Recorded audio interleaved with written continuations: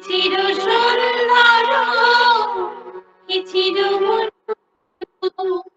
থাকিতে দিও তোমারে চরণে থাকিতে দিও তোমারে চরণে হে চির সুন্দর হে চির মনোহর হে চির সুন্দর হে চির মনোহর থাকিতে দিও তোমারে চরণে থাকিতে দিও তোমারে চরণে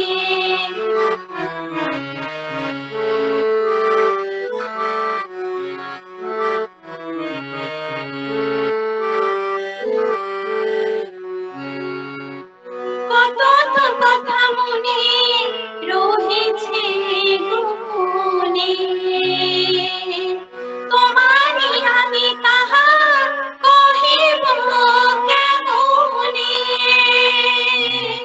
কত তো কথা মনে রয়েছে গোপনে তোমারই আমি তাহা কহিব কেমনে তাই তো দিবানিশি তোমার পাশে আসে তাই তো দিবানিশি তোমার পাশে আসে চাহিয়া থাকে ও তোমার পানে চাহিয়া থাকে ও তোমার পানে কি চির সুন্দর কি চির মনোহর কি চির সুন্দর কি চির মনোহর থাকিতে দিও তোমারে চরণে থাকিতে দিও তোমারে চরণে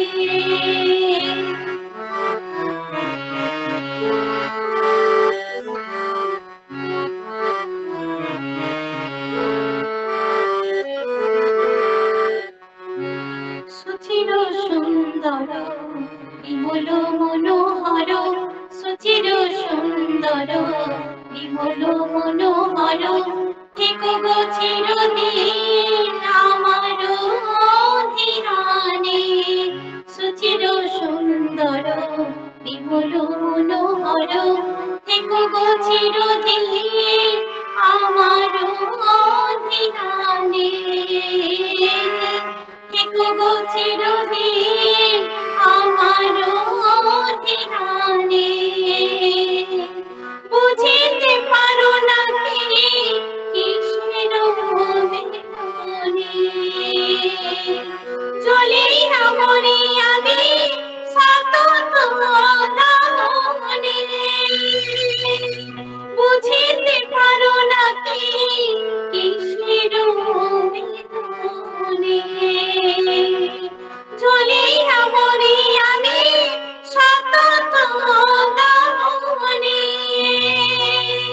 চাহিয়া মোর পানে না হয় কোনোখানে চাহিয়া মোর পানে না হয় কোনোখানে কহিও দুটো কথা বসিয়া বিজনে কহিও দুটো কথা বসিয়া বিজনে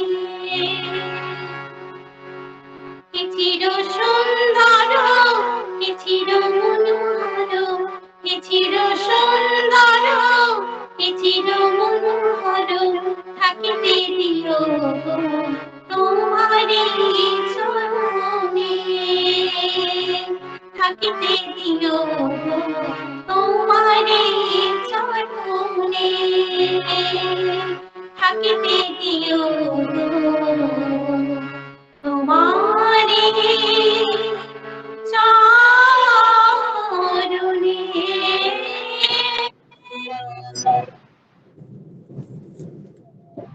জয় গুরু। খুব সুন্দর সমুদ্র সলিত কণ্ঠরে আমার বিষ্ট কণ্ঠশিল্পী মোর সাথে जयंती माँ श्रीमती जयंती वर्षा खूब सुंदर भाव परम पूज्यवाद श्री श्री दादा विरचित ये भजन परिवेशन कले परिवार समस्त सार्विक मंगल ठाकुर से जड़े प्रार्थना। जय गुरु महाराज। वर्तमान परवर्ती भजन परिवेशन करेंगे आम अन्यतम विष्णुकंठ शिल्पी सद्या लक्ष्मीप्रिया माँ श्रीमती लक्ष्मीप्रिया जेना परवर्ती भजन परिवेशन करेंगे।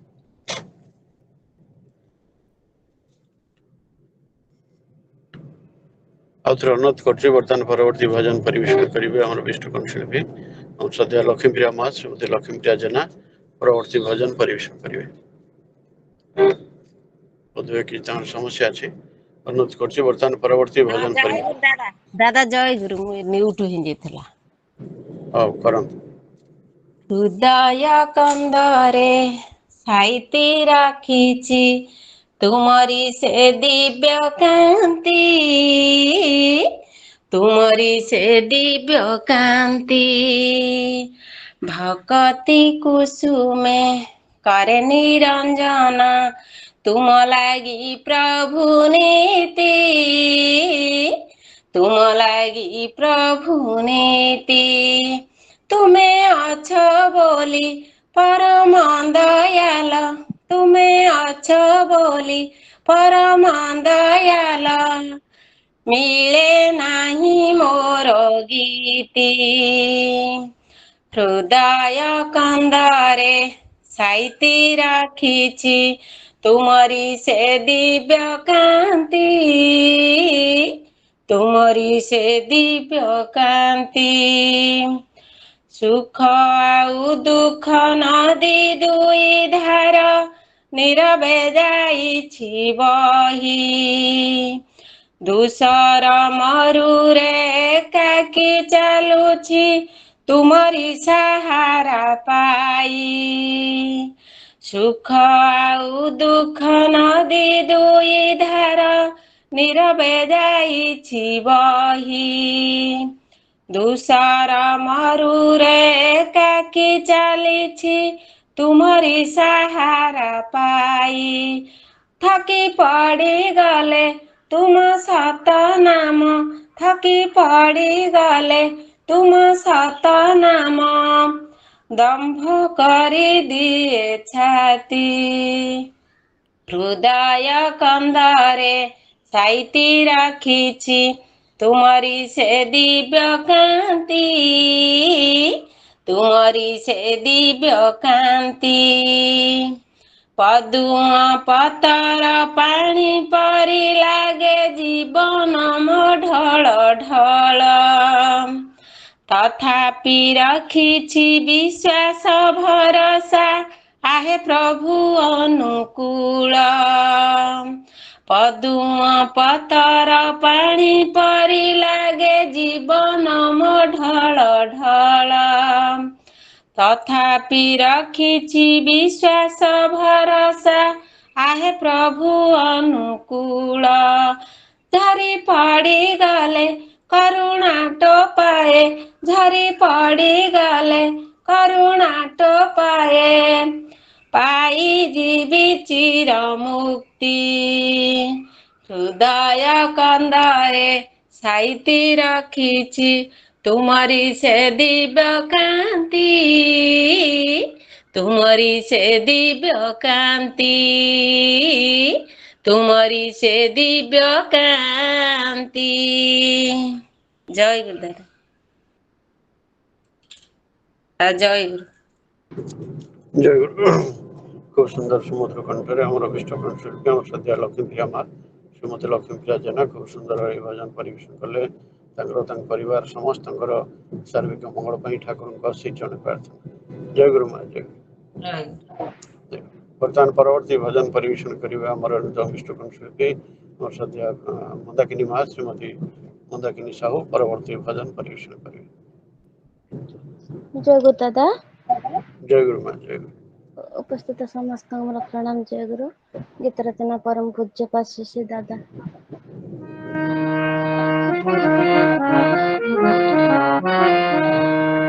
তুমি বিশ্ব করেছ সৃজন রেখেছ বন্ধন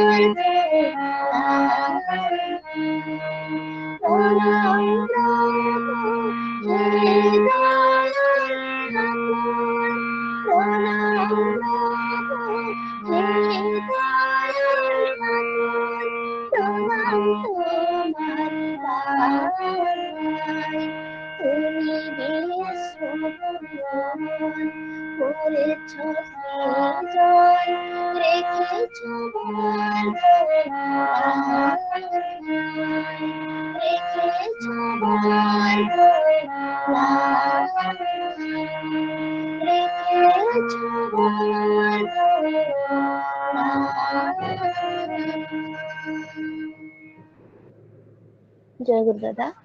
জয় গুরু। খুব সুন্দর সমুদ্র সলিত কণ্ঠে আমার বিষ্ট কণ্ঠশিল্পী ଆମର ଶ୍ରଦ୍ଧା ମନ୍ଦାକିନୀ ମା ଶ୍ରୀମତୀ ମନ୍ଦାକିନୀ ସାହୁ খুব ସୁନ୍ଦର ପରମ ପୂଜ୍ୟ ଶ୍ରୀ ଦାଦାଙ୍କର ବିରଚିତ ଭଜନ ପରିବେଷଣ କଲେ। ତାଙ୍କର ତାଙ୍କ ପରିବାର ସମସ୍ତଙ୍କର ଶାରୀରିକ ମଙ୍ଗଳ ପାଇଁ ଠାକୁରଙ୍କ ଶ୍ରୀଚରଣ ପ୍ରାର୍ଥନା। ଜୟ ଗୁରୁ ମା ଜୟ ଗୁରୁ। ଜୟ ଗୁରୁ। ଜୟ।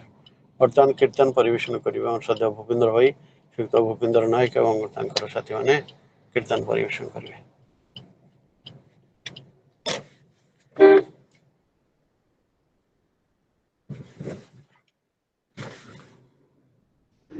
दादा जय गुरु। जय गुरु जय गुरु।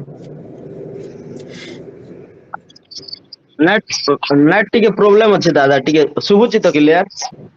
हाँ शुभुची तो गाँ तो देखो चेष्टा करो। केते जन्म जाइछि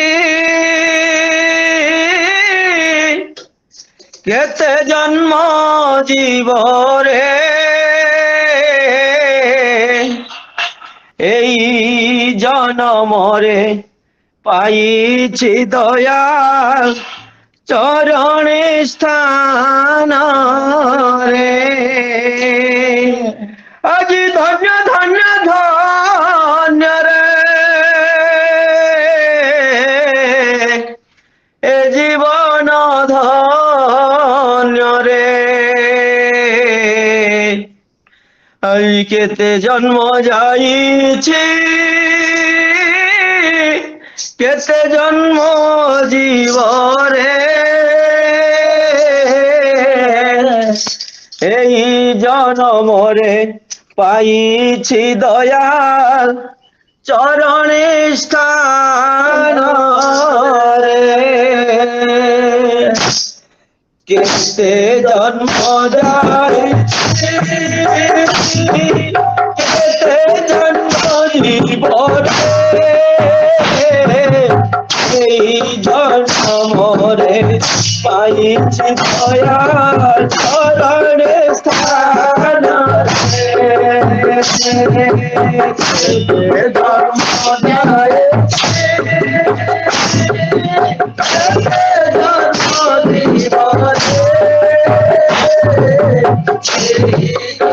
জন্ম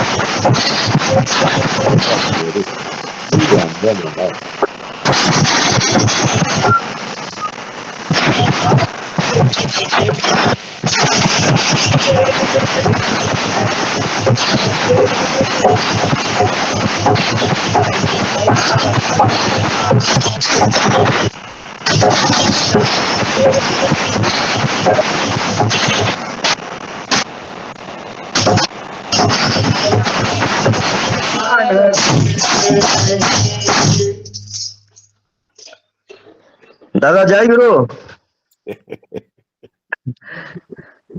जय गुरु। खूब सुंदर भाव आमर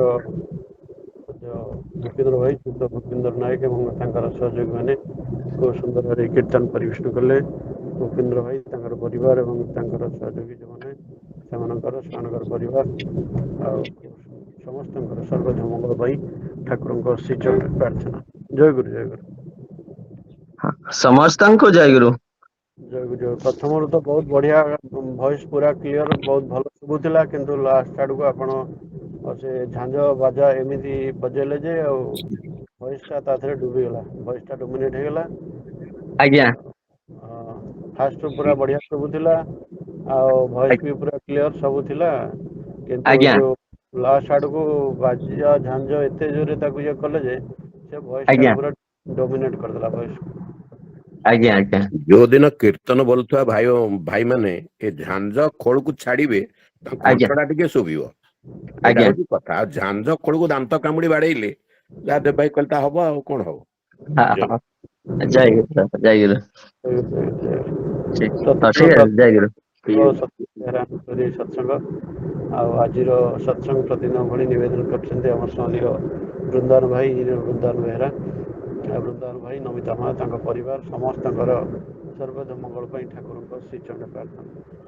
प्रतिदिन भली आम सत्संग अनेक पूज्य ऋतिक अतिथि जाज गुरु भाई मैंने माँ मैंने योगदान कर प्रतिदिन भली आम ठाकुर प्रतिनिधि पूज्य सर्वश्री Vijay Bhushan Mishra Vishrant Acharya Jagabandhu Behera Bhagat Prasad Panda Bhabani Shankar Satpathy doctor Naganath Swain doctor Sitakant Das doctor Sumod Kumar Mishra doctor Pabitra Kumar Mekap Diwakar Swain engineer Kashinath Tripathy engineer Shashank Shekhar Behera engineer Sachidananda Golik engineer Sharad Kumar Das engineer Yuvraj Prasad Jagadish Chandra Sahu Kailash Chandra Behera Mukut Prasad Senapati Nilakaran Das Pareshwar Jena Prabhat Kumar Sahu Prashant Kumar Singh Parshuram माणिक रमेश चंद्र नायक रघुनाथ बस्तिया रजनीकांत पंडा सुभाष चंद्र दास तारकांत बेहरा प्रोफेसर रजरंजन त्रिपाठी प्रोफेसर उग्रसेन लेंका एभली अनेक पूज्य ऋतिक मैंने जोग परवर्ती अवस्था किए जब जोग देते हुए तो मुझे देखी न था पारे मो पाखे ठाकुर जो धरवे समस्त जानते अनेक ठाकुर पुणी आसती आदि बहुत दिन व्यवधान पर से पुणी आज आम पाखे अच्छा ठाकुर हाथ पुणी धरवे आज जड़े व्यक्तित्व जड़े सुविधा जड़े शिक्षाविद जिला शशि भाई ठाकुर प्रतिनिधि प्रोफेसर डॉक्टर शशिकांत नायक आलोचना आरंभ करेंगे प्रोफेसर डॉक्टर शशिकांत नायक ठाकुर प्रतिनिधि आज्ञा जय गुरु आज्ञा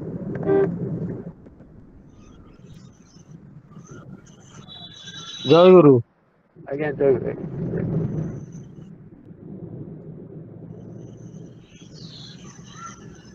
तुभ्यं नमः सकल मंगलदायकाय तुभ्यं नमः शरण संश्रित रक्षकाय तुभ्यं नमस्तु जगतां परमैक पित्रे भक्त्यानतोऽस्मि सततं पुरुषोत्तमाय परम प्रेममय श्री श्री ठाकुर परमाराध्या जगत जननी श्री श्री बड़मा परम पूज्यपाद श्री श्री वर्दा परम पूज्यपाद श्री श्री आचार्य देव समस्तंकर श्रीपाद पंकज तले मोर अनंत कोटि प्रणाम। शुभ सत्संग वासर सम्माननीय अग्रणी सम्माननीय देवेंद्र दले भाई सम्माननीय सहप्रति ऋतिक मंडली सम्माननीय कर्मी मंडली स्नेहमयी जननिकुल गुरुभ्राता मंडली छोट छोट पिलाए समस्त जोगयुक्त भक्त साधक मंडली विज्ञ प्रज्ञ व्यक्तित्व समस्त को शुभ सकाळर रानंदित जयगुर तथा यथामान्य प्रणाम निवेदन करुछि। आज प्रिय परम दयाल युग पुरुषोत्तम श्री श्री ठाकुर अनुकूल चंद्रंकर यही सत्संग चांदल सत्संग विहार अनुकूल्य रे आमे समस्ते जोगयुक्त होइछे से परम प्रिय परम दयाल परम पिता विश्व नियंता विश्व विधातांकर से भजन कीर्तन श्रवण मनन भितरे हमें सामिल होइछे तांकर से अमीय आशीष अजच्छल आशीर्वाद दयाकरुणा को पाठ्य करी आमे जीवन को आमर उन्नतिर पथरे अग्रसर करैबा पाई एबे प्रतिदिन सकाळ शुभ सकाळ रे समस्तंकर प्रिय परमंकर कथा आ भजन कीर्तन भितरे सामिल करिवार जो सुजोग टिकक आमर देव भाई देइछंती प्रकृतरे से आशीर्वाद पुष्ट समस्त को धर्मदान सकाळु करुछंती समस्त को जीवन बंचीबार राह टिकक जोगई देइछंती आनंद प्रीति भल पाइबा शांति ଏଇ ସତ୍ସଙ୍ଗ ମାଧ୍ୟମରେ ସେ ବଣ୍ଟନ କରୁଛନ୍ତି। ତେଣୁ ସର୍ବପ୍ରଥମେ ମୁଁ ପରମ ଦୟାଳଙ୍କ ନିକଟରେ ପ୍ରାର୍ଥନା ରଖିବି, ଦେବ ଭାଇ ଦୀର୍ଘାୟୁ ଚିରାୟୁ ଅମିତାୟୁ ହୁଅନ୍ତୁ। ପରମ ଦୟାଳଙ୍କର ସେଇ ଦୟା କରୁଣା ଆଶୀର୍ବାଦର ପୁଷ୍ଟ ହୋଇ ସଦା ସର୍ବଦା ରହିଥାନ୍ତୁ। ଆଉ ଏଥିସହିତ ମଧ୍ୟ ମୁଁ ପ୍ରାର୍ଥନା ରଖିବି, ଆଜି ଯେ ଭୋଗ ନିବେଦନ ରଖିଛନ୍ତି ଏହି ସତ୍ସଙ୍ଗରେ, ସେ ହେଉଛନ୍ତି ଆମର ଇଞ୍ଜିନିୟର ବୃନ୍ଦାବନ ବେହେରା ଭାଇ, ପ୍ରିଣ୍ଟେକ୍ ଅଫସେଟ୍ର ଯେ ମୁଖ୍ୟ, ତାଙ୍କର ପାରିବାରିକ ଶାନ୍ତି ସ୍ୱସ୍ତି ଉଦ୍ଦେଶ୍ୟରେ ଦୟାଳଙ୍କ ଚରଣରେ ପ୍ରାର୍ଥନା ରଖେ। ବୃନ୍ଦାବନ ଭାଇ ଦୀର୍ଘାୟୁ ଚିରାୟୁ ଅମିତାୟୁ ହୋଇ ଉଠନ୍ତୁ। ପରମ ଦୟାଳଙ୍କର ସେ ଅମୀୟ ଆଶିଷକୁ ପାଥେୟ କରି ତାଙ୍କର ଜୀବନ ସୁଖମୟ, ମଧୁମୟ, ଛନ୍ଦମୟ, ପ୍ରାଣମୟ ଜୀବନୀୟ ହୋଇ ଉଠୁ। ତାଙ୍କର ଜୀବନ ସେଇ ଉନ୍ନତିର ପଥରେ ଅଗ୍ରସର କରୁ। ଏହା ମଧ୍ୟ ଦୟାଳଙ୍କ ଚରଣରେ ମୋର ପ୍ରାର୍ଥନା। ଆଉ ପରିବାର ପରିଜନ ନେଇ ସମସ୍ତେ ଅନନ୍ତ କୋଟି ସୁଖର ଅଧିକାରୀ ହୁଅନ୍ତୁ। ଆଉ ଏହି ସତ୍ସଙ୍ଗରେ ଯୋଗଯୁକ୍ତ ସମସ୍ତ ଭକ୍ତଗଣଙ୍କର ମଧ୍ୟ ଅନନ୍ତ କୋଟି ସୁଖ ପାଇଁ, ଶାନ୍ତି ପାଇଁ, ପାରିବାରିକ ଶାନ୍ତି ପାଇଁ ମଧ୍ୟ ଦୟାଳଙ୍କ ଚରଣରେ ମୁଁ ପ୍ରାର୍ଥନା ରଖିବି। ପରମ ଦୟାଳଙ୍କର କଥା ଅନନ୍ତ ଅସୀମ। କୋଉଠୁ ତାଙ୍କ କଥା ଆରମ୍ଭ କରିବି, କୋଉଠୁ ତାଙ୍କ କଥା ବି ସାରିବି, ତାର ଥଳକୂଳ କିଛି ପାଏ ନା।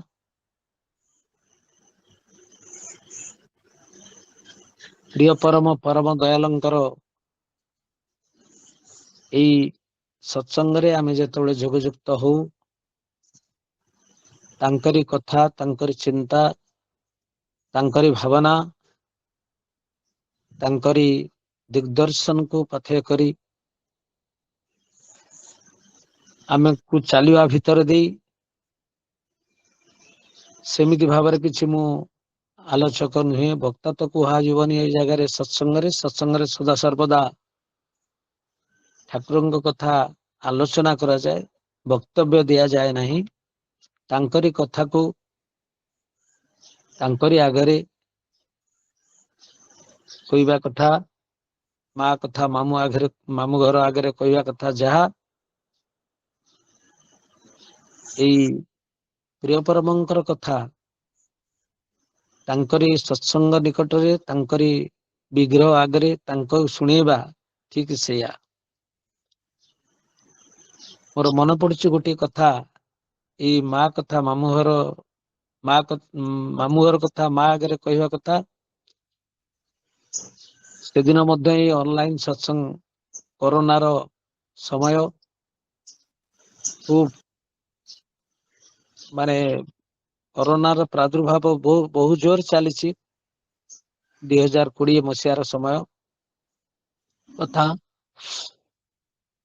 ସ୍ୱର୍ଗତ ଆମର ପୂର୍ଣ୍ଣଚନ୍ଦ୍ର ପାଢୀ, ଡକ୍ଟର ପୂର୍ଣ୍ଣଚନ୍ଦ୍ର ପାଢୀ ସ୍ୱରର ଠାକୁରଙ୍କ ଜନ୍ମୋତ୍ସବ ଦିନ ଆଲୋଚନା ରଖିବା ପାଇଁ ଅନଲାଇନରେ ମତେ ସେ ନିମନ୍ତ୍ରଣ କରିଥିଲେ। ଏବଂ ସେତେବେଳେ ମୁଁ ଗୋଟେ ଆମ ମାମୁଁ ଘରର ଗୋଟେ ଶୁଦ୍ଧକ୍ରିୟା ଭିତରେ ଥିଲି। ସେ ଯେତେବେଳେ କହିଲେ ଶଶୀ ଭାଇ, ଆମ ସତ୍ସଙ୍ଗରେ ତୁମେ ଟିକେ ଆଲୋଚନା ରଖିବ, ଆଉ ଠାକୁରଙ୍କର ଜନ୍ମୋତ୍ସବରେ। ମୁଁ କହିଲି, ଆଜ୍ଞା, ଆପଣ ମାନଙ୍କ ଭଳି ବିଜ୍ଞ ପ୍ରାଜ୍ଞ ବ୍ୟକ୍ତିତ୍ୱ ଥାଉ ଥାଉ ଆଉ ମୁଁ ସେଠି କଣ ମାମୁଁ ଘର କଥା ମା ଆଗରେ କହିବି? ଆପଣ ମାନଙ୍କ ନିକଟରେ ଠାକୁରଙ୍କ କଥା ପୁଣି ଆପଣ ମାନଙ୍କ ନିକଟରେ କଣ ମୁଁ କହିବି? ଆପଣ ମାନେ ସମସ୍ତେ ଜାଣିଛନ୍ତି ପୂର୍ଣ୍ଣଚନ୍ଦ୍ର ପାଢୀଙ୍କୁ, ବହୁ ଜ୍ଞାନୀ ଗୁଣୀ ବ୍ୟକ୍ତିତ୍ୱ ସେ। ଠାକୁରଙ୍କୁ ବହୁ ଭାବରେ ବୁଝିଛନ୍ତି, ଆଉ ସାରା ପରିବାର ତାଙ୍କର ମଧ୍ୟ ବୁଝିଛନ୍ତି। ତ ସେଇଠି ଓଡ଼ିଆର ଅଧ୍ୟାପକ ସୁନ୍ଦର ଭାବରେ ଗୋଟିଏ କଥା କହିଥିଲେ, ଦେଖନ୍ତୁ ଶଶୀ ଭାଇ, ଆଉ ମା କଥା, ମାମୁଁ ଘର କଥା ମା ସବୁ ଯାକ ଜାଣେ, କିନ୍ତୁ ମା ଆଗରେ ମାମୁଁ ଘର କଥା ଯେତେ ବଖାଣିବ ସେ ସବୁ ଜାଣିଛି, କିନ୍ତୁ ସେ ଯେତେ ଶୁଣିବ ସେତେ ମନରେ ସେ ଆନନ୍ଦ ପାଇବ। ସେ ସବୁ କଥା ଜାଣେ, କିନ୍ତୁ ତାଙ୍କରି ଆଗରେ, ମାଙ୍କ ଆଗରେ ସେ ମାମୁଁ ଘର କଥା ଯେତେ ତମେ ଆଲୋଚନା କରିବ, ସେ ମୁହଁରେ କିଛି ନ କହିଲେ ମଧ୍ୟ ମନେ ମନେ ବହୁତ ଭାବରେ, ବହୁ ଭାବରେ ସେ ଆନନ୍ଦ ଶାନ୍ତି ପାଇବ। ତେଣୁ ବାସ୍ତବରେ ପ୍ରିୟ ପରମ ଦୟାଳଙ୍କର ଗୁଣ ଗାଥା, ଆମେ ଏଠି ସତ୍ସଙ୍ଗରେ କେହି ବକ୍ତା ନୁହନ୍ତି, ସମସ୍ତେ ଆଲୋକଚକ। ତାଙ୍କରି କଥା ତାଙ୍କ ଆଗରେ ଆମେ ଆଲୋଚନା କରୁଛେ, ତାଙ୍କ ସାମ୍ନାରେ ଆଲୋଚନା କରୁଛେ। ଆଉ ଏଇ ଭାବରେ ତାଙ୍କର କଥା, ତାଙ୍କର ଭଜନ, ତାଙ୍କର କୀର୍ତ୍ତନ, ତାଙ୍କର ଆଲୋଚନା ଯେତେ ତାଙ୍କ ସାମ୍ନାରେ ହୁଏ, ସେ ତୃପ୍ତ ହୁଅନ୍ତି, ସେ ପ୍ରୀତ ହୁଅନ୍ତି, ସେ ଆନନ୍ଦ ପାଆନ୍ତି। ତାହେଲେ ସେ ଆନନ୍ଦ ପାଇଲେ, ସେ ତୃପ୍ତ ହେଲେ କଣ ହବ ନା ତସ୍ମିନ୍ ତୁଷ୍ଟେ ଜଗତ ତୁଷ୍ଟ। ସେ ଖୁସି ହେଲେ ଜଗତ ଖୁସି ହୁଏ, କାରଣ ସେ ହେଉଛନ୍ତି ବିଶ୍ୱପିତା, ବିଶ୍ୱନିୟନ୍ତା, ବିଶ୍ୱବିଧାତା। ସେ ହେଉଛନ୍ତି ଅବାଙ୍ଗ ମାନସ ଗୋଚର। ଯାହା ପ୍ରଥମରୁ ଭବାନୀ ଭାଇ ଗୀତରେ ବୋଲୁଥିଲେ, ପରମେଶ କେବା ଜାନେ ମହିମା ତୁମାର। ତାଙ୍କର ସେଇ ଗୁଣ ମହିମା କିଏ ବା ଜାଣିଛି? ଆମେ ଯାହା ଜାଣିଛୁ ଏଇ ବହିପତ୍ର ମାଧ୍ୟମରେ, ତାଙ୍କ ଗାଥା ଶ୍ରବଣ ମନନ ଭିତରେ ଆମେ ଯେତିକି ଜାଣିଛୁ, ତାଙ୍କରି କଥା ତାଙ୍କରି ପାଖରେ ଆମେ କହୁଛୁ। ଆଉ ତାଙ୍କୁ ଦେଖିଥିବା ବା ତାଙ୍କ ସହିତ ତାଙ୍କର ପ୍ରତ୍ୟକ୍ଷ ସାନ୍ନିଧ୍ୟ ପାଇଥିବା ଲୋକ ଆମ ଏଇ ସତ୍ସଙ୍ଗରେ ମଧ୍ୟ କିଛି ଲୋକ ଅଛନ୍ତି, ଏଇ ସତ୍ସଙ୍ଗରେ ଯୋଗଯୁକ୍ତ ହେଇ ଅଛନ୍ତି। ସେମାନେ ବହୁ ଭାବରେ ତାଙ୍କୁ ବୁଝିଛନ୍ତି, ଜାଣିଛନ୍ତି। ଆମେ ତାଙ୍କୁ ଯାହା ବହିପତ୍ର ମାଧ୍ୟମରୁ ବା ଆଲୋଚନା ମାଧ୍ୟମରୁ ତାଙ୍କୁ ଯାହା ଜାଣିଛୁ, ତେଣୁ ସେଇ ଜାଣିବା ଭିତରେ ଦେଇ କେତୋଟି କଥା କହି ଆପଣ ମାନଙ୍କୁ ତୁଷ୍ଟ କରିବି ବୋଲି ଭାବୁଛି। ଆଉ ସେଇ ଭବାନୀ ଭାଇ କଥା ଯୋଉ ବୋଲୁଥିଲେ, କେବା ଜାନେ ମହିମା ତୁମାର, ତାଙ୍କର ସେଇ ମହିମା କିଏ ବା ଜାଣେ? ସେ ହଉଛନ୍ତି ଅବାଙ୍ଗ ମାନସ ଗୋଚର। ମନେ ପଡୁଛି ଗୋଟିଏ କଥା, ଯେତେବେଳେ ଶିଶୁ ଅନୁକୂଳ ଛୋଟ ହେଇଛନ୍ତି, ମାତା ମନମୋହିନୀ ଦେବୀ ସେଇ ତାଙ୍କର ଶିଶୁ ପୁତ୍ର ଅନୁକୂଳ ଚନ୍ଦ୍ର ଏବଂ ତାଙ୍କ ମାତା ଯିଏ କୃଷ୍ଣା ସୁନ୍ଦରୀ, ତାଙ୍କୁ ନେଇ କୁଷ୍ଟିଆରୁ ହିମାୟତପୁର ଆସୁଥିଲେ ଗୋଟେ ଡଙ୍ଗାରେ। ବୈଶାଖ ମାସ, ଝଡି ପବନ ତୋଫାନ ଆସି ହଠାତ୍ ଆସି ଉପସ୍ଥିତ ହେଲା। ପଥ ଏଇ ଯୋଉ ନଦୀ ପଥରେ, ପଦ୍ମା ନଦୀର ପଥରେ ସେ ଡଙ୍ଗାରେ ଯାଉଛନ୍ତି। ଡଙ୍ଗା ଏଭଳି ଭାବରେ ଦୋହରି ଗଲା, ରକ୍ଷା କରିବା ପାଇଁ ନାଉରି 2 ଜଣ ମଧ୍ୟ ଡଙ୍ଗାରୁ ଡେଇଁ ପଡିକିରି ତାଙ୍କର ପଳେଇଲେ। ଆଉ ଏହି ସମୟରେ ନାଉରି ବିହୀନ ଡଙ୍ଗାରେ ମାତା ମନମୋହିନୀ ଦେବୀ ଗୁରୁମନ୍ତ୍ର ଜପ କରି କରି ଚାଲିଥାନ୍ତି। ଏଇ ଜୀବନର ମୃତ୍ୟୁ ସନ୍ଧିକ୍ଷଣରେ ଶିଶୁ ଅନୁକୂଳ ମାନେ ଚିତ୍କାର କରି ଉଠିଲେ, ମା ମା ତମେ ଏଇଠି ଓହ୍ଲେଇ ପଡ, ଆମେ ଏଇଠି ଓହ୍ଲେଇ ପଡିବା। ଏଇ ଚିତ୍କାର ଭିତର ଦେଇ ସମସ୍ତେ ଓହ୍ଲେଇ ପଡିଛନ୍ତି। ଆଉ ଓହ୍ଲେଇ ପଡିଲା ଭିତରେ ପଦ୍ମା ରାଶି ଯୋଉ ଅଥଳ ଜଳ ରାଶିରେ ଯେତେବେଳେ ଓହ୍ଲେଇ ପଡିଛନ୍ତି, ଓହ୍ଲେଇ ପଡିଲା ପରେ ଦେଖିଲେ ଯେ ଆଣ୍ଠୁଏ ତଳକୁ ପାଣି, ମାତ୍ର କୂଳ ପର୍ଯ୍ୟନ୍ତ ଯିବାକୁ ଅନେକ ବାଟ ବାକି ଆହୁରି ବି ଅଛି। ସେଇ ପର ମୁହୂର୍ତ୍ତରେ ପାଣିରେ ପଶି ପଶି କୂଳରେ ଧୀରେ ଧୀରେ ଯାଇ ମାତା ମନମୋହିନୀ ଦେବୀ ତାଙ୍କର ମାତା କୃଷ୍ଣ ସୁନ୍ଦରୀ ଏବଂ ଶିଶୁ ଅନୁକୂଳଙ୍କୁ ଧରି ଯାଇକରି ସେପଟରେ ଯାଇ ପହଞ୍ଚନ୍ତି। ଆଉ ନଦୀ ମଧ୍ୟରେ ସେ କିପରି ଓହ୍ଲେଇଲେ, କିଭଳି ଭାବରେ ସେ ଆସି କୂଳରେ ପହଞ୍ଚିଲେ, ସେ ଥିଲା ପରମ ପ୍ରେମମୟ ସେ ଠାକୁରଙ୍କର ମହିମା ଅଥବା କିଛି ନୁହେଁ। ପ୍ରିୟ ପରମଙ୍କୁ ଆମେ ଜୀବନରେ ଧରି ଚାଲିଛେ, ଆମର ସେଇ ଚଲା ବାଟରେ ସେ ଯଦି ଆମର ସାଥୀ ହୋଇ ରହିଥାନ୍ତି, ଅନେକ ଝଡ଼ ଝଞ୍ଜା ଦୁଃଖ ଯାତନା ବି ଆସେ, ଆଉ ତାକୁ ଅତିକ୍ରମ କରି ମଣିଷ ଯେତେବେଳେ ସେ ପ୍ରିୟ ପରମଙ୍କୁ ଅତି ନିବିଡ଼ ଭାବରେ ଧରିକରି ଚାଲେ, ସେ ନିଶ୍ଚିତ ଭାବରେ ତାର ଜୀବନରେ ଶେଷରେ ହିଁ ଦୁଃଖରୁ ରକ୍ଷା ପାଇ ଶାନ୍ତି ଆନନ୍ଦ ଟିକକ ପାଏ। ସେଥିପାଇଁ ତ ସେ ଠାକୁର କହିଛନ୍ତି, গাছে যে তো পাকা ওই তো সত্যি পাকা, মুশকিল তো যে থাকা ওই তো অসল থাকা। ଗଛରେ ଯୋଉ ଫଳଟି ପାଚେ ସେଇଟା ହଉଛି ଅସଲ ପାଚିବା, ଆଉ ମୁସ୍କିଲ ଭିତରେ, ଦୁଃଖ ଭିତରେ, ଯନ୍ତ୍ରଣା ଭିତରେ, ଝଡ଼ଝଞ୍ଜା ଭିତରେ, ବାଧାବିଘ୍ନ ଭିତରେ ଅତିକ୍ରମ ଦେଇକରି ଯେ ମଣିଷ ଜୀବନକୁ ଆଗକୁ ନିଏ, ସେଇ ତ ହଉଛି ଅସଲ ରହିବା। ଆଉ ସେଇ ଭିତରେ ହିଁ ଅନେକ ଶାନ୍ତି ଆଉ ପ୍ରୀତି ମିଳେ। ସେଦିନ ଆଉ ଗୋଟେ କଥା ବି ମନେ ପଡୁଛି, ସେ ଠାକୁରଙ୍କର କଥା, କିଶୋରୀ ମୋହନଙ୍କ କଥା। କିଶୋରୀ ମୋହନଙ୍କ ଘରକୁ 14 ଜଣ କୁଣିଆ ଆସିଛନ୍ତି। କିଶୋରୀ ମୋହନଙ୍କ ଘରେ କିଛି ଖାଇବାକୁ ନାହିଁ, ପଇସାଟିଏ ବି ନାହିଁ। ଆକୁଳ ପ୍ରାର୍ଥନା ରଖିଛନ୍ତି ଠାକୁରଙ୍କ ନିକଟରେ। ସେଇ ସମୟରେ ଡାକ ପିଅନ ଆସି କବାଟ ବାଡେଇଛି। ଗୋଟେ ମନି ଅର୍ଡର, ସେ ମନି ଅର୍ଡର ଖୋଲି ଦେଖନ୍ତି ଯେ ସତୀଶ ଚନ୍ଦ୍ର ଗୋସ୍ୱାମୀ, ଭକ୍ତ ସତୀଶ ଗୋସ୍ୱାମୀ 25 ଟଙ୍କା ପଠେଇଛନ୍ତି। କିଶୋରୀ ଦାଦାକୁ ଦେଖିକି ବହୁତ ଆନନ୍ଦିତ ହେଇଯାଇଛନ୍ତି। ସେଦିନ ଆଉ ଖର୍ଚ୍ଚ ପାଇଁ କିଛି ଅସୁବିଧା ନାହିଁ ଏବଂ ଅତିଥି ସତ୍କାର କରିଛନ୍ତି। ପରେ ପରେ ଅତିଥି ମାନଙ୍କୁ ବିଦାୟ ଦେଲା ପରେ କିଛି ଦିନ ପରେ ଠାକୁରଙ୍କୁ ସହିତ ଯେତେବେଳେ ଦେଖା ହେଇଛନ୍ତି, ଠାକୁର କହୁଛନ୍ତି, କଣ ମନି ଅର୍ଡର ଆସିଲା ଟି? କିଶୋରୀ ମୋହନ ଆଶ୍ଚର୍ଯ୍ୟ ହେଇଗଲେ।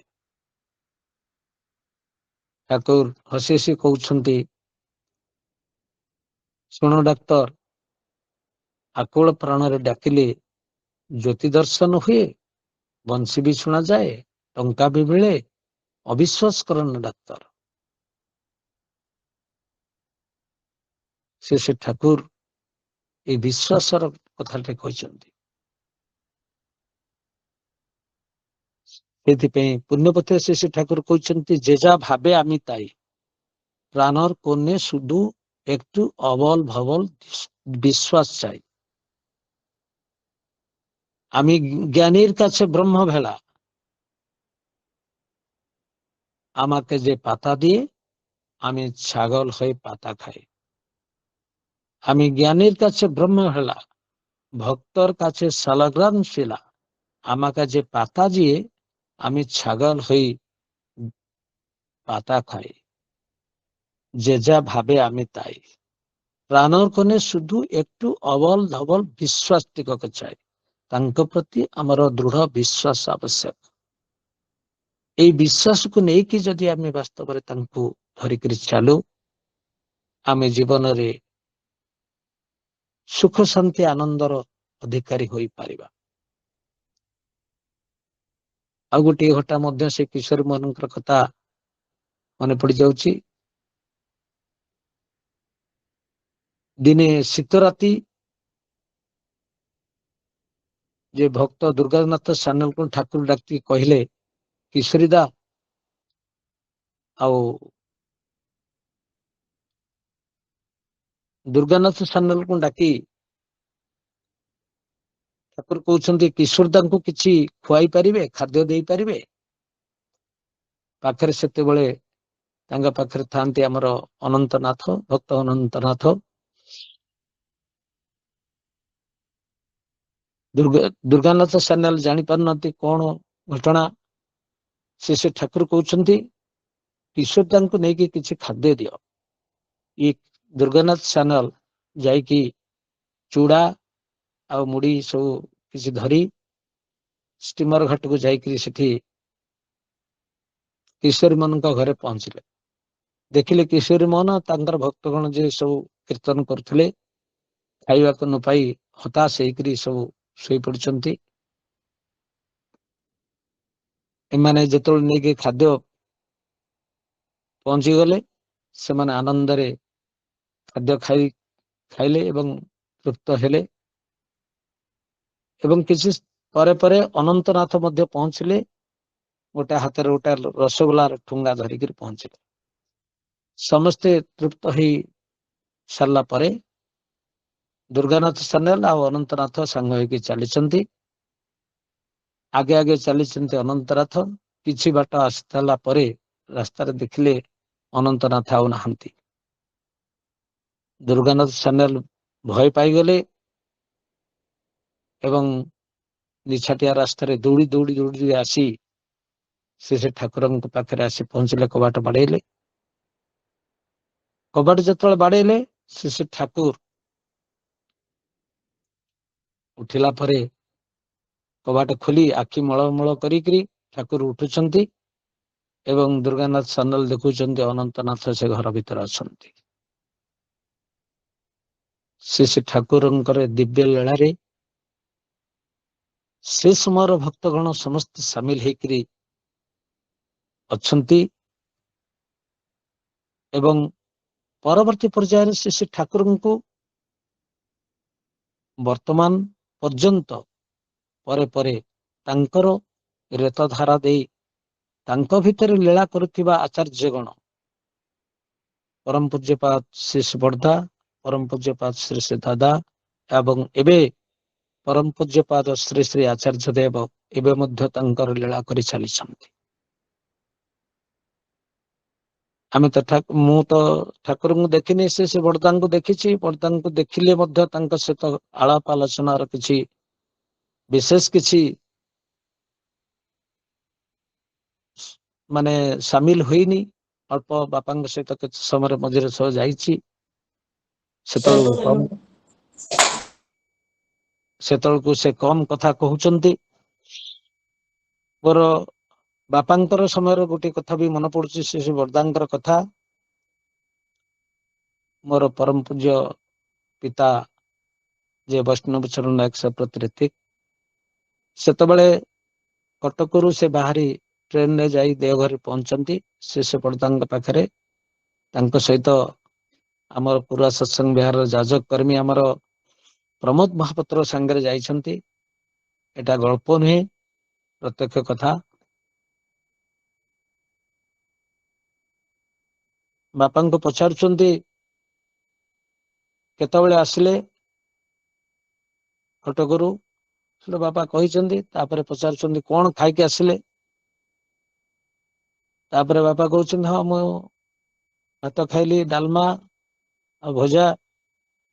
ଠାକୁର କହୁଛନ୍ତି ଆର କି? ବାପା କହୁଛନ୍ତି ଆଉ ପାମ୍ପଡ଼ ଖାଇଲି। ନା ଆର କି? ତାପରେ ଗୋଟେ ଗୋଟେ କଥା ଧୀରେ ଧୀରେ ମନେ ପକେଇ କହୁଛନ୍ତି ହଁ ଆମ୍ବର ଖଟା ଖାଇଲି। ନା ଆର କି? ଏମିତି ଆର କି କହି କହି ଚାଲିଛନ୍ତି ଗୋଟିଏ ପରେ ଗୋଟିଏ। ଇଏ ତ ଆଉ କିଛି ମନେ ପକେଇ ପାରୁନାହାନ୍ତି ଆଉ କଣ ଖାଇଲେ। ତାପରେ ପ୍ରମୋଦକୁ ପଚାରୁଛନ୍ତି, ହାତ ଖିଚିକିରି ପଚାରୁଛନ୍ତି ଆରେ ଆଉ କଣ ଖାଇଲେ ଆମେ? ପ୍ରମୋଦ ଆଉ କିଛି ମନେ ପକେଇ ପାରୁନି। ଖାଇସାରିଲା ପରେ ତାପରେ ପୁଣି ଯେତେବେଳେ ପଚାରୁଛନ୍ତି ଆର କି? ଶେଷରେ ସେ ବଡଦା କହୁଛନ୍ତି ଆର ଯେ ମିଷ୍ଟି ଆମଟା ଆଉ ଯୋଉ ମିଠା ଆମ୍ବଟା ବାପାଙ୍କର ମନେ ପଡି ଯାଇଛି। ଖାଇସାରିଲା ପରେ ମିଠା ଆମ୍ବ ଟିକେ ଖାଇଛନ୍ତି। ତେଣୁ ଇଏ ହଉଛନ୍ତି ପରମ ପୂଜ୍ୟପାଦ ଯୋଗାଚାର୍ଯ୍ୟ ଶ୍ରୀ ବଡଦା, ଯିଏକି ପ୍ରିୟ ପରମ ଦୟାଳଙ୍କର ସେଇ ରେତ ଧାରା ଦେଇ ଜନ୍ମ ନେଇଥିବା ଜ୍ୟେଷ୍ଠାତ୍ମଜ। ଶ୍ରୀ ଦାଦାଙ୍କର ମୋର ନିଜସ୍ୱ ଘଟଣା ଅନୁଭୂତିର ଗୋଟେ କଥା କହିବି। ସେଦିନ ବୋଧ ହୁଏ ମନେ ପଡୁଛି 2013-14 ମସିହା କଥା ହବ କିମ୍ବା 15 ମସିହା। ଆବିର୍ଭାବ ପ୍ରିଣ୍ଟ ହେଇ ସାରିଲା ପରେ ଦେଓଘର ଆମେ ନେଇ ମାଲିକଙ୍କ ପାଖରେ ପୂଜ୍ୟପାଦ ଦାଦାଙ୍କ ପାଖରେ ଆଚାର୍ଯ୍ୟଙ୍କ ପାଖରେ ନିବେଦନ କରାଯାଏ। ସେଥରକ ବାପା ଭାଇ ମତେ ପଠେଇଲେ ତୁ ଯା ଦେବୁ, ଏବଂ ଶନିବାର ଯୋଉ ଟ୍ରେନ ଅଛି, ଶନିବାର ଟ୍ରେନ ଦିନ 12ଟା ଭିତରେ ଯୋଉଟା ଅଛି ସେଟା ଆସିଲେ ପୁରୀରେ ସକାଳୁ ସକାଳୁ ଉତ୍ସବ ଦିନ ଆସି ପହଞ୍ଚି ପାରିବ। ମୁଁ ଯାଇ ମାଲିକଙ୍କ ପାଖରେ ଆବିର୍ଭାବ ନିବେଦନ କଲି। ଆବିର୍ଭାବ ନିବେଦନ କରିସାରିଲା ପରେ ସେଇଠି ଉପସ୍ଥିତ ଥିଲେ ଆମର ସ୍ୱର୍ଗତ ଶଙ୍କର୍ଷଣ ସାମଲ। ସେ କହିଲେ ଶଶୀ ଭାଇ ଆଉ ପୁରୀ ଯିବ ନା? ମୁଁ କହିଲି ହଁ ଆଜି ମୋର ଟ୍ରେନ ଅଛି 12:58। ନା ମୋର ତ ସେଇ ଗାଡିରେ ଟିକେଟ ହେଇଛି, ଆଉ ତାହେଲେ ସାଙ୍ଗ ହେଇ ଏଇଠୁ ଆମେ ବାହାରି ଯିବା। ମୁଁ କହିଲି ଆଜ୍ଞା ଠିକ ଅଛି। ସେଇ ସମୟରେ ଆଉ ଜଣେ ଲୋକ ଭକ୍ତ ଜଣେ ସେ ମଧ୍ୟ ପୂଜ୍ୟପାଦ ଦାଦାଙ୍କୁ ନିବେଦନ କରୁଛନ୍ତି ଯେ କାଲି ପୁରୀର ଉତ୍ସବ ଅଛି, କାଲକେ ଆଜି ଆମେ ପୁରୀ যাব, କାଲକେ ପୁରୀ ଉତ୍ସବ ଅଛି। ପୂଜ୍ୟପାଦ ଦାଦା କହୁଛନ୍ତି ଆନନ୍ଦ ବଜାର ଖାକେ ଯା, ଆନନ୍ଦ ବଜାରରେ ଖାଇକି ଯିବୁ। ସେ ଜଣକ ଭାଇ ଜଣ କହୁଛନ୍ତି ଆଜ୍ଞା ଟ୍ରେନ ଟା ଶୀଘ୍ର ଅଛି, ମତେ ଟିକେ ତୁରନ୍ତ ଏଠୁ ବାହାରି ଯିବାକୁ ହବ। ନାରେ আমি বলছে আনন্দ বাজার খাকে যা, গাড়ি 3টায় যাবে। କଥାଟି ଏତିକି ରହିଛି। ତାପରେ ଆମେ ମଧ୍ୟ ପ୍ରଣାମ କରିକି ସେଠୁ ପଳେଇ ଆସିଲୁ। ସେ ଭାଇ ଜଣଙ୍କୁ ମଧ୍ୟ ପ୍ରଣାମ କରି ପଳେଇଲେ। ତାପରେ କିଛି ସମୟ ପରେ ଆମେ ମଧ୍ୟ ପ୍ରସ୍ତୁତ ହେଇ ଶଙ୍କର ଭାଇ ମୁଁ ଗୋଟେ ଅଟୋରେ ଜସିଡ ଷ୍ଟେସନ ଯେତେବେଳେ ପଳେଇ ଆସିଲୁ, ପଳେଇ ଆସିଲା ପରେ ଦେଖାଗଲା ଟ୍ରେନ 10 ମିନିଟ ମାତ୍ର ଲେଟ୍ ଅଛି। ତାହେଲେ ଆମେ ଅପେକ୍ଷା କରି ବସିଲୁ। ତାର କିଛି ସମୟ ପରେ ଦେଖାଗଲା ଟ୍ରେନ 20 ମିନିଟ ଲେଟ୍, ତାପରେ ଅଧଘଣ୍ଟା ଲେଟ୍, ତାପରେ ଘଣ୍ଟାଏ ଲେଟ୍। ଏମିତି ଧୀରେ ଧୀରେ ଟାଇମ ବଢି ବଢି ବଢି ଯାଇ ଦେଖାଗଲା ଠିକ 2:58ରେ ଗାଡି ଆସି ପହଞ୍ଚିଲା, ଆଉ ଗାଡି 3ଟାରେ ଛାଡିଦେଲା। ଇଏ ହଉଛନ୍ତି ପରମ ପୂଜ୍ୟପାଦ ଶ୍ରୀ ଶ୍ରୀ ଦାଦା, ଯାହାଙ୍କର ନଜର ଭିତରେ କାହିଁ କେତେ ଦୂରରୁ କେତେ ମାଇଲରୁ କଣ ଘଟି ଯାଉଛି, କଣ ହେବ ଆଗକୁ, ତା ମଧ୍ୟ ସେ ଜାଣୁଛନ୍ତି। କାରଣ ସେ ହେଉଛନ୍ତି ସେଇ ରେତଧାରା ଦେଇ ଜନ୍ମ ନେଇଥିବା ତୃତୀୟ ପିଢି ପରମ ପୂଜ୍ୟପାଦ ଶ୍ରୀ ଶ୍ରୀ ଦାଦା। ଇଷ୍ଟ ଗୁରୁ ପୁରୁଷୋତ୍ତମ, ପ୍ରତ୍ୟେକ ଗୁରୁ ବଂଶଧର, ରେତ ଶରୀରେ ସୁପ୍ତ থাকে, ଜୀବନ୍ତ ସେ ନିରନ୍ତର। ଆଉ ଗୋଟେ ଏ ସମୟର ଆମର ଆଚାର୍ଯ୍ୟ ଦେବଙ୍କର କଥା ଗୋଟେ କଥା କହିବି, ସମୟ ସରି ଆସୁଛି। 1999 ମହାବାତ୍ୟାର ପରେ ପରେ କେନ୍ଦ୍ରାପଡା ଯୋଉ ସତ୍ସଙ୍ଗ ବିହାରର କାର୍ଯ୍ୟକ୍ରମ ଯେତେବେଳେ ଆରମ୍ଭ ହବ, ପରମ ପୂଜ୍ୟପାଦ ଶ୍ରୀ ଶ୍ରୀ ଆଚାର୍ଯ୍ୟ ଦେବଙ୍କ ପାଖରେ ଦେଖିଛନ୍ତି, ଜାଗା ମଧ୍ୟ ସ୍ଥିର ହେଇଛି। ଆଚାର୍ଯ୍ୟ ଦେବ କହୁଛନ୍ତି ଶୀଘ୍ର କାମ ଆରମ୍ଭ କର, ଶୀଘ୍ର ସାର। ସମସ୍ତେ ବ୍ୟସ୍ତ ହେଇ ପଡିଲେ। ପ୍ରଳୟଙ୍କରୀ ମହାବାତ୍ୟା କେନ୍ଦ୍ରାପଡା ଜଗତସିଂହପୁର ଜିଲ୍ଲାକୁ ଯୋଉ ଖିନଭିନ କରିଦେଇଛି, ଏତେ ଟଙ୍କା କୋଉଠୁ ଆସିବ, କେମିତି ଭାବରେ ନିବେଦନ କରୁଛନ୍ତି। ପରମ ପୂଜ୍ୟପାଦ ଶ୍ରୀ ଶ୍ରୀ ଆଚାର୍ଯ୍ୟ ଦେବ କହୁଛନ୍ତି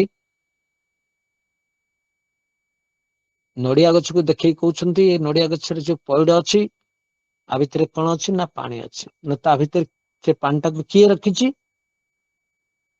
ତୁମେ ରଖିଛ, ମୁଁ ରଖିଛି, ନା କିଏ ରଖିଛି? ତା ଭିତରେ ଯିଏ ରଖିଛନ୍ତି ସେ କଥା ସେ ଜାଣନ୍ତି। ଏଇ ଛୋଟିଆ କଥାଟି ସମସ୍ତଙ୍କୁ ପ୍ରେରଣା ଦେଇଛି ଏବଂ ତାପରେ ମଧ୍ୟ ସେଇ କାର୍ଯ୍ୟ ଆଗକୁ ମଧ୍ୟ ଚାଲିଛି ଏବଂ ସ୍ୱୟଂ ସମ୍ପୂର୍ଣ୍ଣ ହୋଇଯାଇଛି।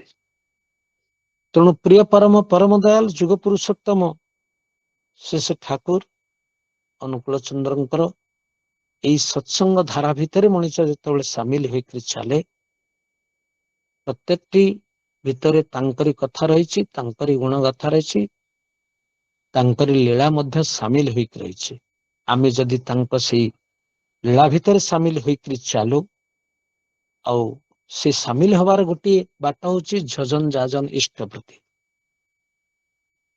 ଏଇ ଯଜନ ଯାଜନ ଇଷ୍ଟବୃତ୍ତି ଭିତର ଦେଇ ଯଦି ଆମେ ନିତ୍ୟ ନିୟମିତ ଯୋଡି ହେଇକି ଥାଉ, ସବୁଠାରୁ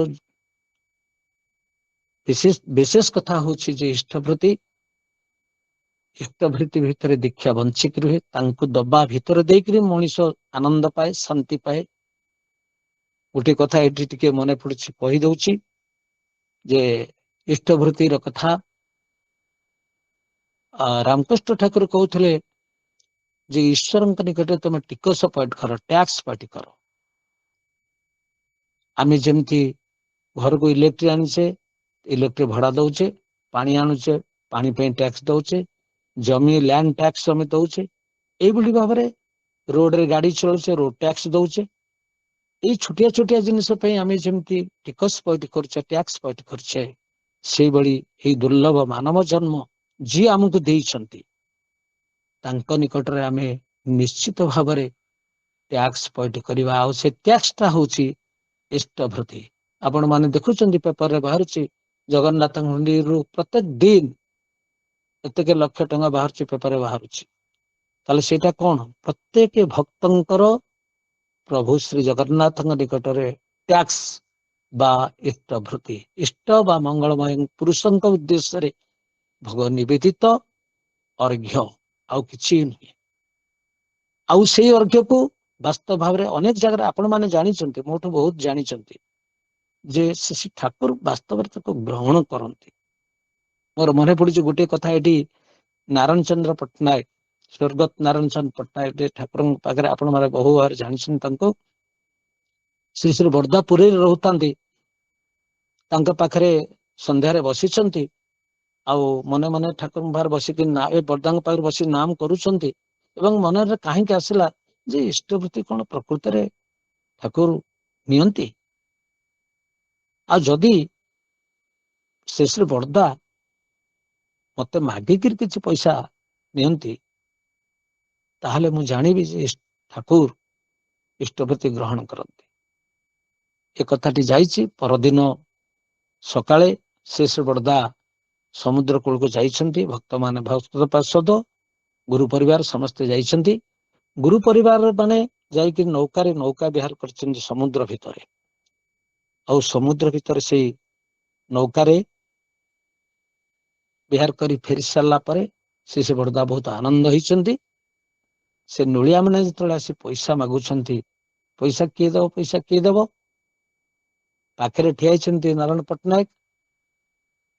ଶ୍ରୀ ବର୍ଦ୍ଧା କହୁଛନ୍ତି ନାରାୟଣ ପଟ୍ଟନାୟକଙ୍କୁ ଡାକିକିରି, କିଛି ପଇସା ଅଛି ଦେବେ?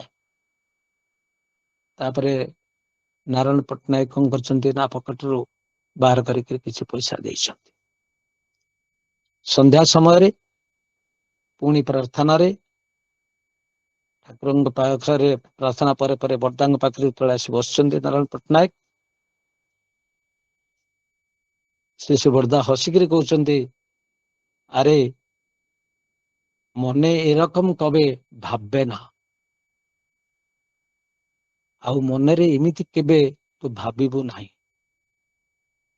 ସେଦିନ ନାରାୟଣ ପଟ୍ଟନାୟକଙ୍କ ଆଖି ଛଳଛଳ ହେଇଯାଇଛି। ବାସ୍ତବରେ ପ୍ରିୟ ପରମ ଦୟାଲ ସେ ହଉଛନ୍ତି ମଣିଷ କଣ୍ଡାରୀ। ମଣିଷର ଏଇ ଇଷ୍ଟବୃତ୍ତିକି ଗ୍ରହଣ କରି ସମସ୍ତ ଦୁଃଖ ଜ୍ୱାଳା ଯନ୍ତ୍ରଣାକୁ ସେ ହରଣ କରି ନିଅନ୍ତି। ଆଉ ସେଇ ଭାବେ ଆମେ ଯଦି ତାଙ୍କ ସହିତ ଯୋଗଯୁକ୍ତ ହୋଇ ରହିବା ତାହେଲେ ଆମେ ସୁଖ ଶାନ୍ତି ପ୍ରୀତି ଏବଂ ଆନନ୍ଦର ଅଧିକାରୀ ହେଇପାରିବା। ଜୟ ଗୁରୁ, ବନ୍ଦେ ପୁରୁଷୋତ୍ତମମ୍। ଜୟ ଗୁରୁ। ଜୟ ଗୁରୁ। ଖୁବ ସୁନ୍ଦର ଭାବରେ ଆମ ଶଶୀ ଠାକୁରଙ୍କ ସପ୍ତଶତୀ ପ୍ରଫେସର ଡକ୍ଟର ଶଶିକାନ୍ତ ନାୟକ ବିଭିନ୍ନ ଦିଗ ଦେଇକି ଆମ ସବୁ ଠାକୁରଙ୍କ କଥା କହିଦେଲେ ଯେ ମା ପାଖରେ ମାମୁଁ ଘର କଥା କହିବା ଆଉ ସେଇ କଥାରୁ କଥା ଆରମ୍ଭ କରି ଯେ ମା ଯଦିଓ ମାମୁଁ ଘର କଥା ସବୁ ଜାଣେ ତଥାପି ମା ପାଖରେ ମାମୁଁ ଘର କଥା କହିଲେ ମା ଖୁସି ହୁଏ, ଆନନ୍ଦିତ ହୁଏ। ତେଣୁ ସେଇ କଥା ନେଇକି ଡକ୍ଟର ପୂର୍ଣ୍ଣ ପାଢ଼ୀ ଯେଉଁ କଥା ତାଙ୍କୁ କହିଥିଲେ ସେ କଥାରୁ ନେଇକରି ଆଉ ଆମର ସମ୍ମାନୀୟ ଭବାନୀ ଭାଇ ଠାକୁରଙ୍କ ସପ୍ତଶତୀ ଯେଉଁ ଠାକୁରଙ୍କର ବିରଚିତ ଭଜନ ପରିବେଷଣ କରିଥିଲେ, କେବା ଜାଣେ ମହିମା ତମର। ତେଣୁ ସେ ତାଙ୍କରି ମହିମାଟା କିଏ ଜାଣିପାରିବ ଆଉ କିଏ ବୁଝେଇ ପାରିବ, କିଏ କହିପାରିବ, କିନ୍ତୁ ତଥାପି ଆଉ ସିଏ ଜଣେଇ ଦିଅନ୍ତି, ଆମେ ତାକୁ କହୁ। ଆଉ ସେଇ କଥାକୁ ନେଇକି ଅନେକ ଭାବରେ ଠାକୁରଙ୍କର ମହିମା ଲୀଳାର କଥା, ଠାକୁରଙ୍କର ଶ୍ରୀ ବର୍ଦାଙ୍କର ଶ୍ରୀ ଆଚାର୍ଯ୍ୟଦେବଙ୍କ ଶ୍ରୀ ଦାଦାଙ୍କର ଶ୍ରୀ ଆଚାର୍ଯ୍ୟଦେବଙ୍କର କଥା ସବୁ ତୋଳି ଧରିଲେ। ତାର ଭିତରେ ତାଙ୍କର ଅନୁଭୂତି ଅଭିଜ୍ଞତା କଥା ତୋଳି ଧରିଲେ। ତା ଭିତରେ ତାଙ୍କର ସ୍ୱର୍ଗ ପିତୃଦେବ ଆମର ବୈଷ୍ଣବ ଦା ତାଙ୍କର କଥା ମଧ୍ୟ ତୋଳି ଧରିଲେ। ସେଭଳି ଶେଷରେ ସେ ନାୟକ ଯାଜପୁରର ପ୍ରତିଷ୍ଠାପତି ଧରିକି ଥିଲେ, ତାଙ୍କ କଥା ମଧ୍ୟ ତୋଳି ଧରିଲେ। ଏଭଳି ଭାବରେ ଅନେକ ଭାବରେ ତାଙ୍କରି ମହିମାର କଥା ଆମ ପାଖରେ ତୋଳି ଧରିଲେ। ଆମମାନେ ଆମର ସମ୍ମାନୀୟ ସଚିବାଇଙ୍କର ସ୍ପର୍ଶ ନିରାମୟ ପାଇଁ ତାଙ୍କର ତାଙ୍କ ପରିବାର ସମସ୍ତଙ୍କର ସର୍ବତ ମଙ୍ଗଳ ପାଇଁ ଠାକୁରଙ୍କ ଶ୍ରୀଚରଣ ପ୍ରାର୍ଥନା ଜଣାଇବା। ଏମିତି ପ୍ରଭୁଙ୍କ କଥା କହିକି ଆମ ମନ ପ୍ରେରଣା ପୁଷ୍ଟ କରିଥାନ୍ତୁ। ଏଇ ଧାରା ହିଁ ତାଙ୍କର ଅବ୍ୟାହତ ଥାଉ।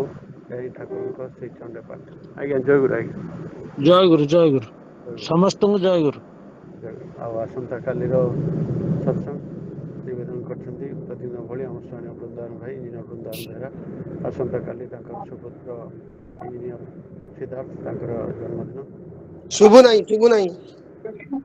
ଆସନ୍ତାକାଲି ଯୋଗଦାନ କରିବା। ବର୍ତ୍ତମାନ ଆମର ସଦ୍ୟ ଜଗଦୀଶ ଭାଇ ଠାକୁରଙ୍କର ପବିତ୍ର କୀର୍ତ୍ତନ କରି ଧ୍ୱନି ଦେଇ ସତ୍ସଙ୍ଗ ସମାପନ। ଜୟ ଗୁରୁ। ଶୁଣା ଯାଉଛି?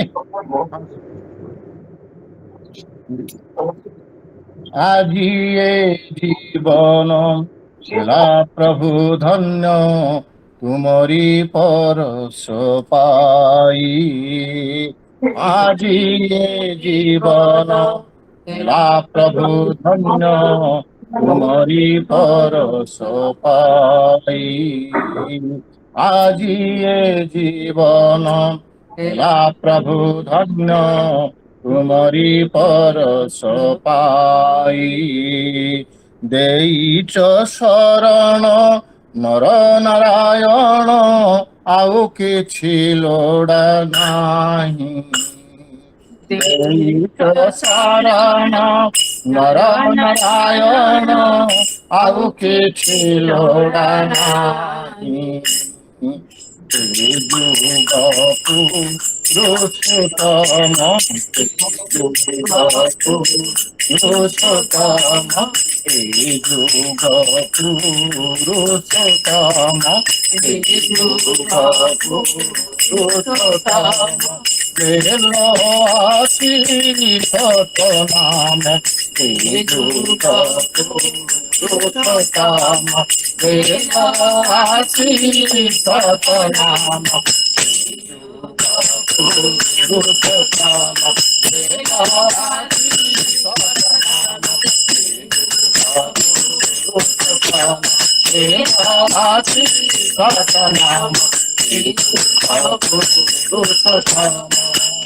এ নামরে যোগ, এ নামরে ভোগ, এ নাম জীবন তরি। এ নামরে যোগ, এ নামরে ভোগ, এ নাম জীবন তরি।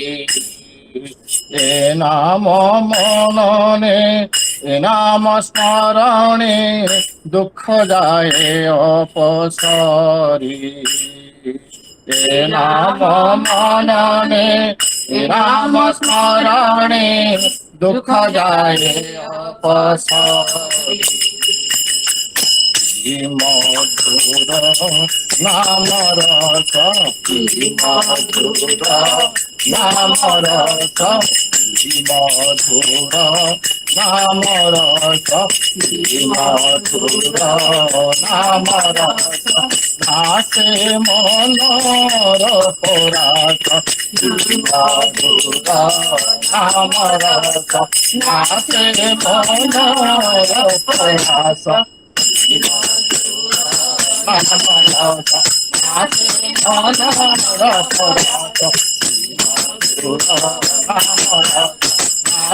नाम रस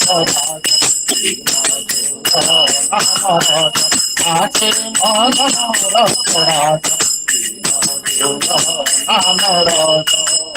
छोटे चेती मेरा हुई भास्कर आलोकित ए संसार छोटे चेते मेरा हुई भास्कर आलोकित ए संसार लीला जहाँ सुप्त करिल जाग्रत कल जीवन संसार लीला जहाँ सुप्त करिल जाग्रत कल जीवन संसार युगे युगे अवतरी युगे युगे अवतरी युगे युगे अवतरी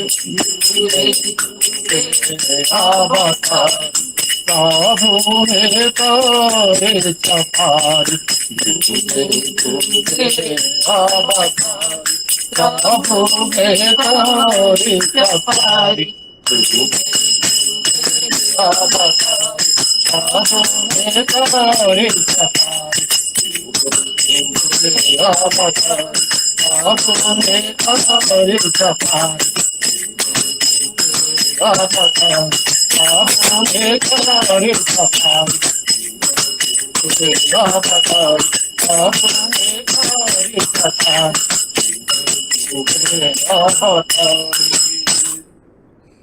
वंदे पुरुषोत्तमं वंदे वंदे पुरुषोत्तमं वंदे पुरुषोत्तमं वंदे पुरुषोत्तमं वंदे पुरुषोत्तमं परम प्रेममय श्री श्री ठाकुर कुलचंद्र जी की जय परम प्रेममय श्री श्री ठाकुर कुलचंद्र जी की जय परम प्रेममय श्री श्री ठाकुर कुलचंद्र जी की परमाराध्या जगत जननी श्री श्री वर्मा की परमाराध्या जगत जननी श्री श्री वर्मा की परमाराध्या जगत जननी श्री श्री वर्मा की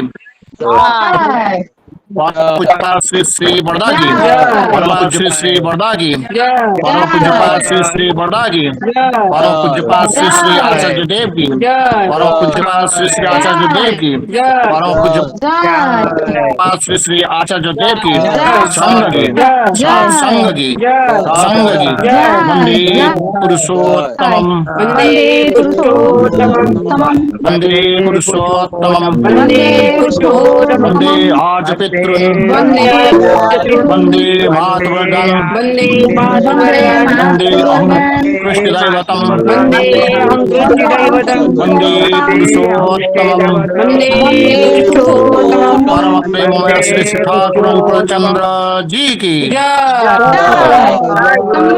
गुरु जय जय